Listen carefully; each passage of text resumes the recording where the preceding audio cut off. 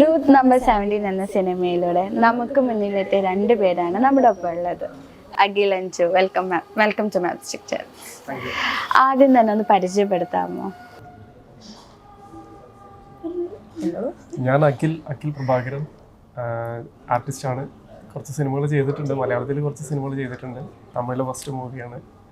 അപ്പോൾ തമിഴ്നാട് റിലീസ് കഴിഞ്ഞിരുന്നു, ഇന്നലെയാണ് കേരളത്തിൽ റിലീസായത്. അപ്പോൾ അതിൻ്റെ വിശേഷങ്ങൾ.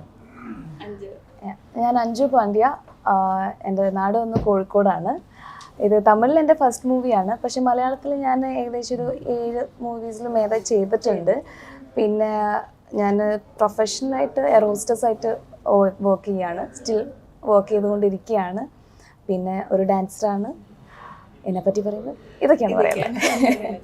അപ്പൊ രണ്ടുപേരുടെയും ഫസ്റ്റ് മൂവിയാണ് തമിഴ്. മലയാളത്തിൽ കുറെ എക്സ്പീരിയൻസ് ഉണ്ട്, പക്ഷെ തമിഴ് ഫസ്റ്റ് മൂവിയാണ്. അപ്പോൾ എങ്ങനെയാണ് ഈ സിനിമയിലേക്ക് എത്തിപ്പെടുന്നത്? സിനിമയിൽ ഡയറക്ടർ എൻ്റെ ഫ്രണ്ടായിരുന്നു. അപ്പോൾ ആള് വർക്ക് ചെയ്തുകൊണ്ടിരുന്ന സമയത്ത് നമ്മുടെ നാട്ടിൽ താമസിച്ചിരുന്നത്. ഞാൻ തൃശ്ശൂർ സ്വദേശമാണ്, കൊരട്ടിയാണ്. അപ്പോൾ അവിടെ ഇൻഫോ പാർക്കിലാണ് ആൾ വർക്ക് ചെയ്തുകൊണ്ടിരുന്നത്. അപ്പോൾ നമ്മുടെ നാട്ടിലാണ് താമസിച്ചുകൊണ്ടിരുന്നത്. അപ്പം അങ്ങനെ പരിചയപ്പെട്ടു. പുള്ളി ഇങ്ങനെ മൂവി പാഷനായിട്ടാണ്. അങ്ങനെ നമ്മളിങ്ങനെ പരിചയപ്പെട്ടു.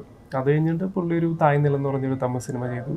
അത് കഴിഞ്ഞിട്ടാണ് പിന്നെ ഇങ്ങനെ ഒരു പ്രൊജക്റ്റിനെ പറ്റി സംസാരിച്ചത്. അപ്പോൾ ആളുടെ സെക്കൻഡ് പ്രൊജക്റ്റിൽ തന്നെ നായകനാവാനുള്ളത്? നായകൻ അല്ല, ശരിക്കും സെക്കൻഡ് ഹീറോ ആണ്. നായകനായിട്ട് ചെയ്യുന്നത് ജിതൻ രമേശാണ് തമിഴിൽ. അപ്പൊ അഞ്ചു എങ്ങനെ ഈ സിനിമയിലോട്ട് വരുന്നത്? ഞാൻ ഓഡിഷൻ ത്രൂ ആണ് വന്നത്.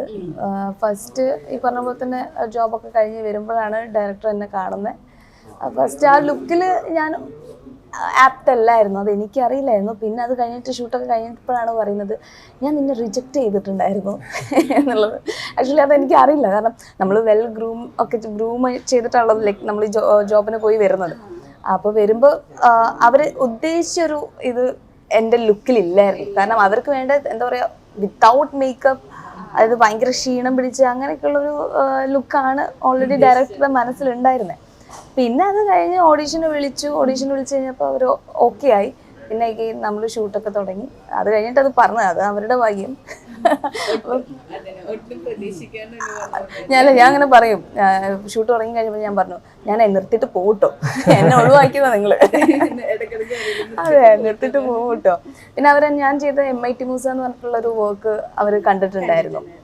അപ്പം അതൊക്കെ ആയപ്പോൾ അവർക്ക് കുറച്ചുകൂടെ ഒരു വിശ്വാസം വന്നിട്ടാണ് സത്യം പറഞ്ഞാൽ ഈ ഒരു റോള് തന്നെ. കാരണം ഈ ഒരു റോള് പറഞ്ഞാൽ ഭയങ്കര ത്രൂ ഔട്ടുള്ള ഒരു ക്യാരക്ടറാണ്. അപ്പം നമുക്ക് അത്രയും ചെയ്യാനുള്ളൊരു റോളുണ്ട്. അത് നമ്മളെ വിശ്വസിച്ച് ഒരാൾ തരിക എന്ന് പറഞ്ഞിട്ടുണ്ടെങ്കിൽ എന്നെ സംബന്ധിച്ചത് ഒരു വലിയ കാര്യമാണ്.